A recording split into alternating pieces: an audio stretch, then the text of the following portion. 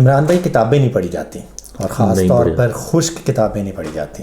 بالکل ایسے. اور میرا خیال ہے کہ جہاں تک میں آپ سے واقف تھا آپ نے مجھے بتا رکھا تھا کہ کتابیں آپ بھی نہیں پڑھتے, اور اب آپ نے کر دیا بے وفائی. راجا گیت جب سے مجھے پتہ چلا ہے کہ عمران بھائی نے پڑھی ہے, میں ان سے کافی دیر سے یہی بات پوچھنا چاہ رہا تھا کہ ان کو کیسی لگی. میں واقعی کتابیں بہت عرصے سے نہیں پڑھ رہا تھا, میں بچپن میں بہت پڑھتا تھا لیکن وہ بھی فکشنل. عمران سیریز اور عمران سیریز تو نہیں, اشتیاق احمد کے ناولز ہوتے تھے جو بہت مجھے پسند تھے. میں اور بچوں کے جو رسالے ہوتے ہیں میں ان کا انتظار کیا کرتا تھا. نونہال بچوں کی دنیا, اس میں جو کہانیاں دوسرے بچوں کے رسالوں کا انتظار کرتے تھے آپ پڑھنے کے لیے؟ میں بھی بچہ ہی تھا. اچھا, نہیں بالکل آپ تھے. میں چھوٹا ہوتا تھا کبھی, ہمیشہ سے ایسا نہیں ہوا. بات پہ کوئی شک نہیں ہے کہ آپ بچے تھے, کیوٹ سے بچے ہوں گے.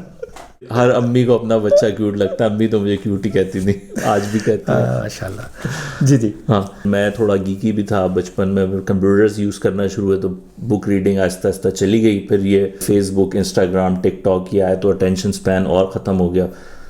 میری موٹیویشن بک کی سٹارٹ ہوئی اپنا فوکس ریوائیو کرنے کے لیے. مجھے لگ رہا تھا میری کنسنٹریشن بہت خراب ہو گئی ہے. میں کوئی بھی ڈاکومنٹ پڑھنے بیٹھتا ہوں کام کے سلسلے میں بھی, تو مجھے بار بار ایک ہی پیراگراف کو ریڈ کرنا پڑتا ہے. کوئی جملہ اپنے ذہن میں کنسٹرکٹ کرنے لگتا ہوں تو مجھے کئی بار سوچنا پڑتا ہے اور میں بیچ میں کئی بار اٹکنے لگ جاتا ہوں. میں نے یہ سن رکھا ہے کہ بکس جو ہیں وہ آپ کی کنسنٹریشن ریوائیو کرنے میں ہیلپ کرتی ہیں. تو میری پہلی موٹیویشن یہ تھی کہ یہاں سے سٹارٹ کروں. اردو ادب کے اندر ایک بہت اہم درجہ رکھتی ہے کتاب کی. یہ ایک لے مینز ریویو ہے, ایک ایسا بندہ کر رہا ہے یہ ریویو, نارملی بک ریڈنگ نہیں کرتا. اور مجھے یہ کہتے ہوئے بہت فخر نہیں ہو رہا کہ میری اردو بہت اچھی بھی نہیں ہے.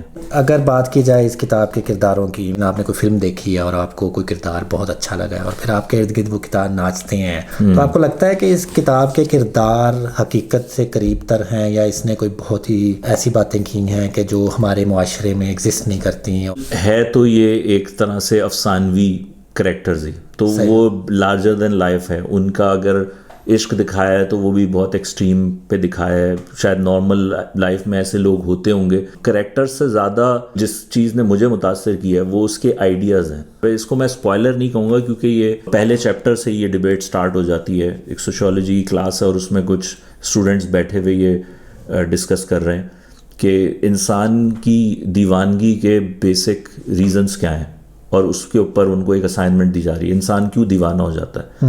اور وہ کتاب شروع سے آخر تک نا بیسکلی وہ اسی ٹاپک کو ڈفرینٹ انداز میں, پھر آپ کو لگتا ہے کہ وہ شروع میں پھیلی ہے اور پھر کہیں نہ کہیں وہ ساری چیزیں ریلیٹ ہو کے آگے کنورج ہوتی ہیں. ٹھیک ہے. اور اس میں جو آپ کہہ رہے تھے نا کہ آپ نے وہ جو گرد اور پرندوں کی ایک دنیا, اس کے پیرلل ورلڈ چلائی ہے, اس میٹافورک ورلڈ کو اس ریئل ورلڈ کے ساتھ ایک کنیکٹ کرنے کی کوشش کی جا رہی ہے. اور یہ چیز اس کتاب کو بڑا ممتاز بناتی ہے. اسی سوال کو جو وہاں پہ اٹھایا جا رہا ہے ریئل لائف میں کہ انسان کی دیوانگی کا سبب کیا ہے, وہ جنگل میں وہ پرندوں کی ایک کابینہ بیٹھی ہے اور وہ اسی کو ڈسکس کر رہی ہے. صحیح. اور وہاں پر وہ جو انسان ہے جو بیسکلی دیوانگی کی طرف جا رہا ہے وہ گدھ ہے. And that's how Raja Gidh concept comes in. صحیح. You may agree or disagree with the concept she has given, but as you said کہ کریکٹرس اسٹک ہوا ہے. میں کہوں گا میرے ذہن میں آئیڈیا زیادہ اسٹک ہوا ہے. یہ اقتباس ہے اس کی کتاب کا. ایک کچھ لمحے بڑے فیصلوں کن ہوتے ہیں, اس وقت یہ طے ہوتا ہے کہ کون کس شخص کا سیارہ بنایا جائے گا. سیارہ یعنی کہ وہ اس کے گرد گھومتا ہے. اب یہ ایک جملے میں آپ نے اتنا کچھ کہہ دیا ہے کہ وہ اس کا نیوکلیس ہو جائے گا, اس کا سینٹر آف اٹریکشن ہوگا, اس کے گرد اس کی ساری.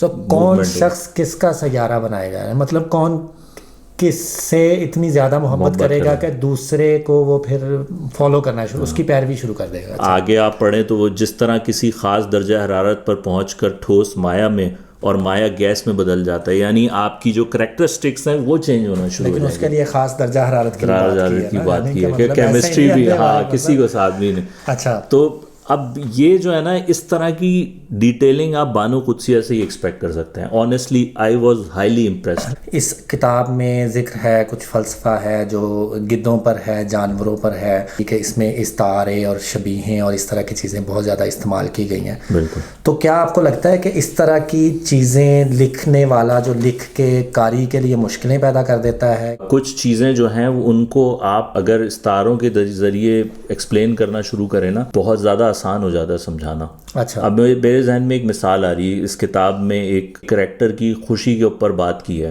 اور وہ ایسی خوشی ہے کہ وہ اندر سے پوری طرح خوش نہیں ہے لیکن اس کو ایک ڈیفیکلٹ ٹائم میں خوشی کا ایک کیفیت طاری ہوئی ہے جو بہت سطحی ہے. ٹھیک ہے. تو اس کو اس نے ڈیفائن کرنے کے لیے جو استعمال کیا ہے استعارہ وہ اس طرح کا ہے کہ اس کی خوشی اس وقت ایسے تھی جیسے آلو بخارے کے اوپر موم کی تہ چڑھی ہوتی ہے.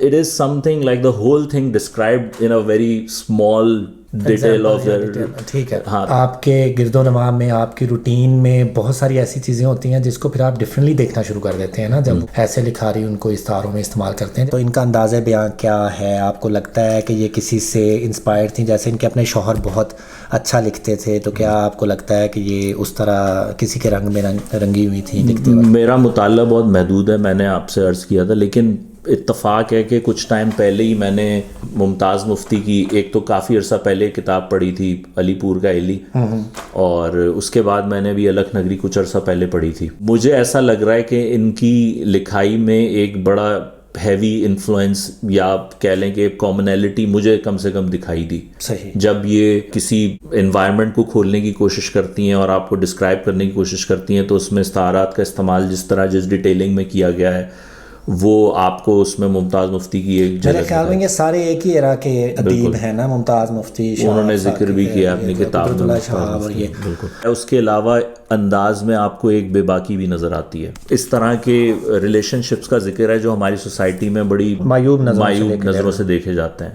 بریتھ آف نالج کئی علوم پہ کافی زیادہ ہے. یعنی جب یہ بات کرنے بیٹھتی ہیں انرجی کی تو وہاں کائنیٹک انرجی, پوٹینشیل انرجی کی بات کر رہی ہیں. اگر فلسفے کی بات کرتی ہیں تو اس کے جو بڑے بڑے فلسفہ دان ہیں ان کے نام اور ان کی تھیوریز اور یہ سب آپ کو لگتا ہے کہ اس نے پڑھ رکھی ہیں, ان کا علم ہے. آپ کو پتہ چلتا ہے کہ every other page you are getting some new information. اب وہ بڑا سلائٹلی سٹل وے میں جاپان میں آپ کو پتہ ہے وہ ایک خودکشی ہوتا ہے کہ اپنے آنر کے لیے ہاراکیری شاید بولتے ہیں, اس کا بڑا کیجولی ذکر کر جاتی ہیں. تو ڈفرینٹ کلچرز کی جو نالج ہے وہ بھی اس ٹائم پہ جب یہ کتاب لکھی گئی ہے جب انٹرنیٹ اتنا کامن نہیں تھا تو you can imagine she was really learned person. تو کافی بریڈ ہے. کوئی وجہ تھی تو ان کی یہ کتاب اتنی مشہور ہوئی, وہ اس کتاب کی وجہ سے اتنی ممتاز ہیں.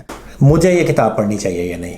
آپ کو اس کے لیے کنسنٹریشن یا اسٹیمنا چاہیے. پہلے آپ ایک بار بور ہو کے رکھ چکے ہیں. یہ جو پہلا پورشن ہے نا جہاں پہ آپ آ کے بور ہوئے ہیں, that was exactly the point where I was also pushing myself to get rid of it. وہ والا جب چیپٹر گزر جاتا ہے نا تو اس کے بعد پھر یہ انٹرسٹ ڈیولپ کرنا شروع ہو جاتی ہے. تو اگر آپ وہ نکال لیں نا تو I think you can finish this book very easily. آپ چاہیں تو یہ کتاب لے جا سکتے ہیں اور اگلی بار آپ واپس لے آئیں اس کتاب سے. آپ اگلی بار واپس لے آئیے گا, آتے رہنا نا. آپ کو پتہ ہے میں آتا جاتا رہوں گا تو پھر ظاہر ہے میں آپ سے کتابیں ادھار لے جاؤں گا. چلو بہت شکریہ عمران بھائی. چلیں اوکے, اللہ حافظ.